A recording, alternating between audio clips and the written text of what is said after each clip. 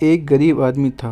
एक दिन वह सेठ के पास गया और बोला, सेठ जी, मैं आपसे कर्ज मांगने आया हूँ।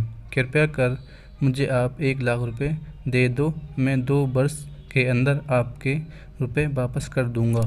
सेठ ने उसकी बात पर विश्वास कर लिया, उसे 2 लाख रुपए दे दिए। 2 साल बीत जाने के बाद जब उस व्यक्ति ने सेठ के 2 लाख रुपए नहीं लौटाए, तब सेठ को मजबूरन उसके घर जाना पड़ा, लेकिन वहाँ वह व्यक्ति नहीं मिला।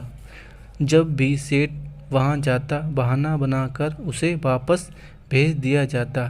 एक दिन फिर सेठ उस व्यक्ति के घर गया, वहाँ और कोई तो नहीं मिला। एक छोटी लड़की बैठी थी। सेठ ने उसी से पूछा, तुम्हारे पिताजी कहाँ हैं? पिताजी स्वर्ग का पानी रोकने गए हैं। सेठ ने फिर पूछा, तुम्हारा भाई कहाँ है? लड़की बोली, बिना झगड़ा के झगड़ा करने गए हैं। सेठ के समझ में एक भी बात नहीं आ रही थी, इसलिए वह फिर पूछता है, तुम्हारी माँ कहाँ है? माँ 1 के 2 करने गई है। सेठ बोला। और तुम यहाँ बैठी क्या कर रही हो? लड़की हंसकर बोली, मैं घर बैठी संसार देख रही हूँ। सेठ उसके इन उल जलूल जवाब से खींच गया। वह गुस्से में पूछता है। सेठ समझ गया कि लड़की उसकी किसी भी बात का सीधा जवाब नहीं देगी, इसलिए उसे अब इस बातों का मतलब जानने के लिए प्यार से बतियाना पड़ेगा। सेठ बोला, अभी अभी मेरे सवालों के जवाब दिए, उसका मतलब क्या है? मैं तुम्हारी एक भी बात का मतलब नहीं समझ सका। तुम मुझे सीधे समझाओ। लड़की ने मुस्कुराकर पूछा, अगर मैं सभी बातों का मतलब समझा दूं तो आप मुझे क्या देंगे? सेठ के मन में सारी बातों को जानने की तीव्र इच्छा थी। वह बोला, जो मांगोगी वही दूंगा। तब लड़की बोली, मेरे पिताजी का सारा कर्ज माफ कर देंगे तो मैं आपको सारी बातों का अर्थ बता दूंगी। सेठ ने कहा, ठीक है, मैं तुम्हारे पिताजी का सारा कर्ज माफ कर दूंगा। अब तो सारी बातों का अर्थ समझा दो। लड़की बोली, सेठ जी, आज मैं आपको सारी बातों का अर्थ नहीं समझा सकती। कृपया कर आप कल आएं, कल मैं ज़रूर बता दूंगी। सेठ अगले दिन फिर उस व्यक्ति के घर गया। आज वहाँ सभी लोग मौजूद थे। वह आदमी, उसकी पत्नी, बेटा, उसकी बेटी भी। सेठ को देखते ही लड़की ने पूछा, सेठ जी, आपको अपना वचन याद है ना? सेठ बोला, हाँ, मुझे याद है। तुम अगर सारी बातों का अर्थ बता दो तो मैं तुम्हारे पिताजी का सारा कर्ज माफ कर दूंगा। लड़की बोली, सबसे पहले मैंने कहा था कि पिताजी स्वर्ग का पानी रोकने गए हैं। इसका मतलब था कि वर्षा हो रही थी और हमारे घर की छत से पानी टपक रहा था।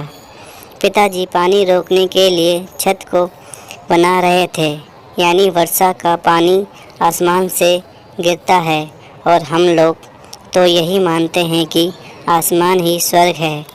वह पहली बात का अर्थ था। दूसरी बात मैंने कही थी कि भैया बिना झगड़ा के झगड़ा करने गए हैं। इसका मतलब था कि वे रेंगती के कांटे को काटने गए हैं। अगर कोई भी रेंगती के कांटे को काटेगा तो उसके शरीर में जहाँ तहाँ कांटा गड़ ही जाएगा, यानी झगड़ा नहीं करने पर भी झगड़ा हो जाएगा और शरीर पर खरोंचें आएंगी। सेठ उसकी बातों से सहमत हो गया। वह मन ही मन उसकी चतुराई की प्रशंसा करने लगा। उसने जल्दी के साथ पूछा, और तीसरी चौथी बात का मतलब? लड़की बोली, सेठ जी, तीसरी बात मैंने कही थी कि माँ 1 2 करने गई है। इसका मतलब था कि माँ अरहर दाल को पीसने यानी उसे 1 का 2 करने गई है।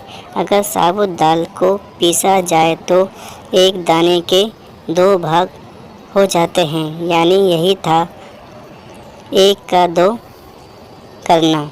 रही चौथी बात, तो उस समय मैं भात बना रही थी और उसमें से एक चावल निकाल कर देख रही थी कि भात पूरी तरह पका है कि नहीं। इसका मतलब था कि मैं एक चावल देखकर ही जान जाती कि पूरा चावल पका है कि नहीं, अर्थात चावल के संसार को मैं घर बैठी देख रही थी। यह कहकर लड़की चुप हो गई। सेठ सारी बातों का अर्थ जान चुका था। उसे उसकी बुद्धिमानी भरी बातों ने आश्चर्य में डाल दिया था। फिर सेठ ने कहा, बेटी, तुम तो बहुत चतुर हो, पर एक बात समझ में नहीं आई कि ये सारी बातें तो तुम मुझे कल भी बता सकती थी, फिर तुमने मुझे आज क्यों बुलाया? लड़की हंसकर बोली, मैं तो बता ही चुकी हूँ कि कल जब आप आए थे मैं भात बना रही थी। अगर मैं आपको अपनी बातों का मतलब समझाने लगती तो भात गीला हो जाता या जल जाता तो माँ मुझे ज़रूर पीटती। फिर घर में कल कोई भी नहीं था। अगर मैं इनको बताती कि आपने कर्ज माफ़ कर दिया है तो ये मेरी बात का विश्वास नहीं करते। आज स्वयं आपके मुंह से सुनकर आपने कर्ज माफ़ कर दिया है, यह उन्हें इसका विश्वास हो जाएगा, वही खुशी भी होगी। सेठ बोला, बेटी, यह लो अपनी चतुराई का पुरस्कार। तुम्हारे पिताजी का कर्ज तो मैं माफ़ कर चुका हूँ। अब तुम्हें या तुम्हारे घर वालों को मुझसे बहाना नहीं बनाना पड़ेगा। अब तुम लोग निश्चित होकर रहो। अगर फिर भी कभी किसी चीज़ की ज़रूरत पड़े तो बेझिझक होकर मुझसे कहना। सेठ लड़की की बात सुनकर बहुत ही प्रसन्न हुआ। कहकर सेठ लड़की को आशीर्वाद देकर चला गया। लड़की के परिवार वालों ने उसे खुशी से गले लगा लिया।